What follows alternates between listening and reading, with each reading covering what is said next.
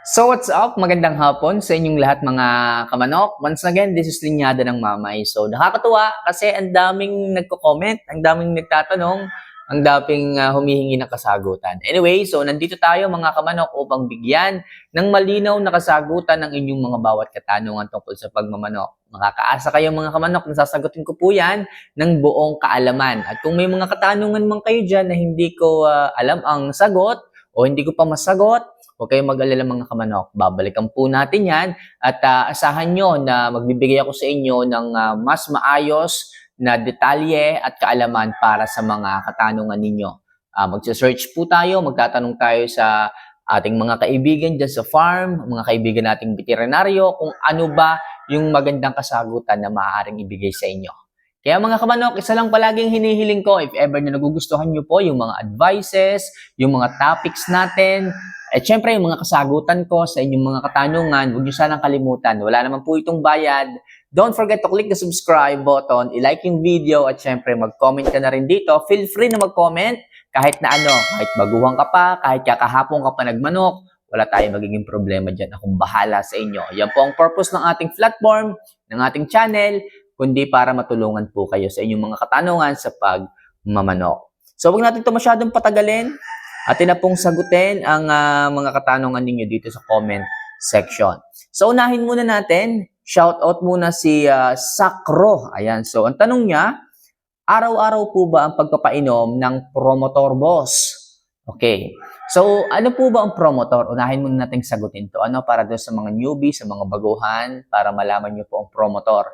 Ang Promotor po is a muscle enhancer na tumutulong para makapag-build ng mas maraming muscle ang ating mga alaga.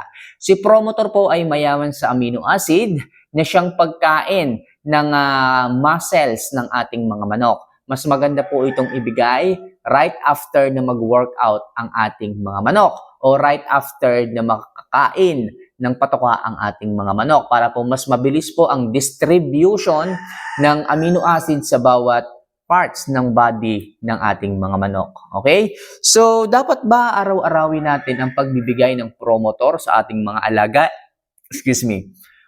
Pwede pong araw-araw kung may budget po kayo. Pero kung wala naman po masyadong budget, okay na rin naman po ang 2 to 3 times per week. Or every other day, mas maganda po. Okay? Para po mga kamanok, ang katawan po ng ating mga alaga is nakakapahinga rin po pagdating sa mga suplemento. Yan naman po is a food supplement na makakatulong upang magbigay ng iba't ibang vitamina, minerals, and nutrients sa katawan ng manok, especially si amino acid. Okay? Yan po ay mayroong protina na makakapag-build ng magandang pangangatawan ng ating mga alaga. Okay? So, Sakro, sana po makatulong yung simpleng kasagutan ko dyan. So, next question galing kay Veronica Pabalinas. Ayan, so, Voltflex at Reload Idol, pwede bang isabay? Voltflex at Reload, okay? So, si Voltflex po at si Reload Plus, sila po ay kapwa suplemento o produkto ni Excellence. So, advice ko po na inyo po yan palaging pagsabayin kasi yan po ang maganda talagang duo. Actually, meron pang isa yan eh. Si Respigen, si Reload Plus, at si Voltflex, yan po yung tatlong magagandang suplemento na kapag pinagsabay-sabay nyo po sa ating mga alaga, is napakaganda po ng magiging resulta at benefits pagdating sa kanilang kalusugan. Yan pong tatlo na yan po talaga ang magandang suplemento na kapag pinagsabay-sabay nyo po, is napakaganda po ng resulta pagdating sa kalusugan ng ating mga alaga. Si Voltflex po, linawin ko po para po sa mga kailangan ng impormasyon. Si Voltflex po mga kamanok, pag yan po ibinigay ninyo sa inyong mga alaga, especially pagkatapos kumain, tinutulungan po niya na makapag-digest ng mas mabilis yung manok. At alam po natin na kapag ang isang manok ay mabilis po ang panunaw, ang pag-digest ng manok, mas mabilis po na i-convert yung feeds into energy. Kaya po pag maganda ang panunaw ng manok, maganda po ang kalusugan ng manok. Si Reload Plus naman mga kamanok, pag po ang ating mga alaga ay dumadaan sa stressful moments, for example, nagbago yung panahon, umulan, umaraw, stressful po yun sa manok. O kaya naman, sobrang init ng panahon, ang ating mga alaga is nainitan or nasa travel, siya po ay na-stress. So sa tulong po ni Reload Plus, inaalis po niya yung stress na yon para hindi po kapusin ng electrolytes ang pangangatawan ng manok. Ang isang manok po mga kamanok na kapos, kulang ng electrolytes, even if nabigyan natin ng umaga pero nainitan siya pagdating ng hapon, kaya po bumababa po yung level ng electrolytes sa katawan, maganda po si Reload Plus na magbalik ng electrolytes na to sa kanilang katawan. And si Respigen 15 po naman, siya naman ang nagpapaluwag ng bloodstream ng ating mga manok. Especially yung paglabas, masok ng airflow sa katawan ng ating mga alaga, siya po yung nagpapaluwag ng hingahan ng ating mga manok. Yung bloodstream, pinapalaki po niya. Okay? Respigen 15. Yan po ang vitamin 15 na tumutulong para nga mas mapalaki po yung daanan ng dugo, yung daanan ng hangin sa bloodstream ng manok. Kaya po napakaganda, kompleto, ricados. Maganda ang digestion, hindi stress ang manok, maganda po ang pasok at labas ng hangin, kaya kompleto ricados ko pong masasabi, yung tatlo na yan ang kailangan nyo kung gusto nyong makuha or ma-achieve ang magandang kalusugan ng inyong mga alaga. Especially kung kayo is may pasyalang pupuntahan, napakahalaga po niyang tatlo na yan. Okay? So sana po malinaw, ano? So next question, galing kay Renz Gaming. Ayan, so idol, paano pabultuhin ang aking 8 months pulet?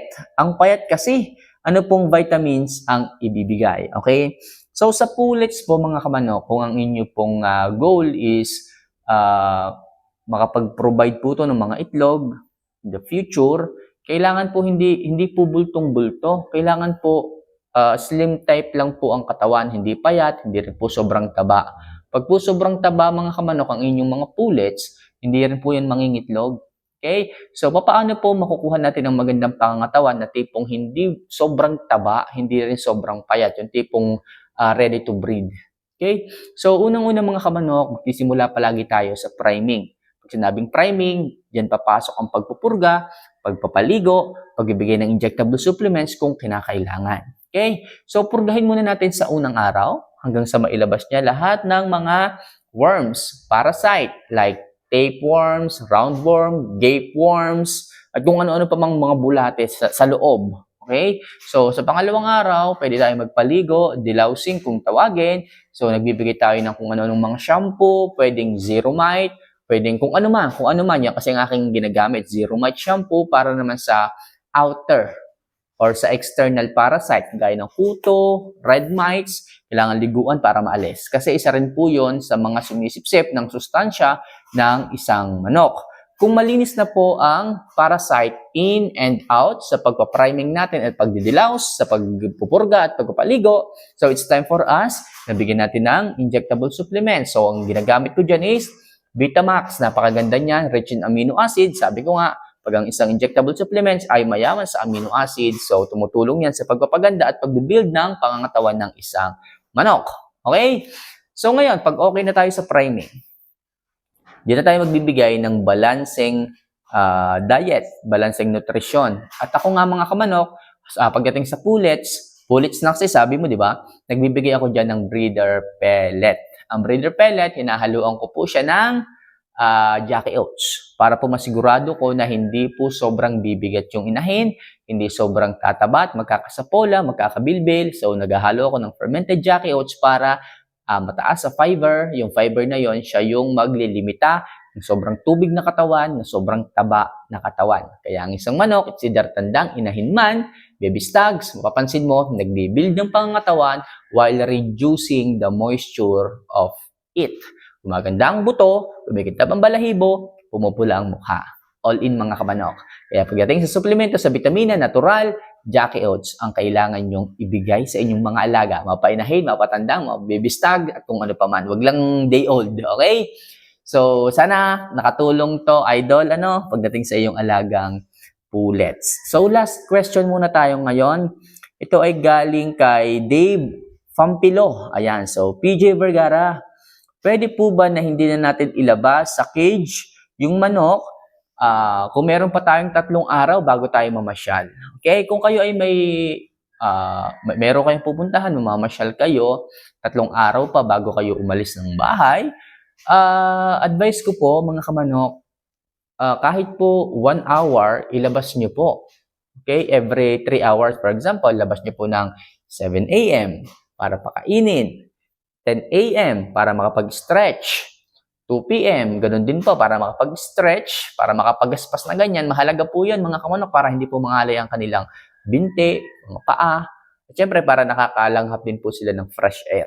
Okay? So, sa 3 araw na yan, ganun po ang inyong gagawin. Ulitin ko, 7 a.m., ilabas nyo po. 10 a.m., ilabas nyo rin po. 2 p.m., ilabas nyo rin po. Okay na po yun mga kamanok, then kinabukasan na po ulit. Alright?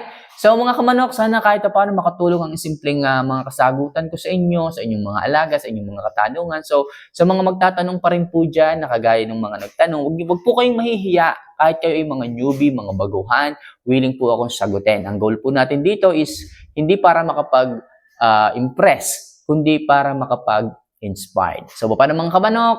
See you for our next vlog. Kung may katanungan, feel free na mag-comment kung bahalang sumagot at i-shoutout kayo next video. So see you for our next vlog. Mahal ko po kayo. Paalam.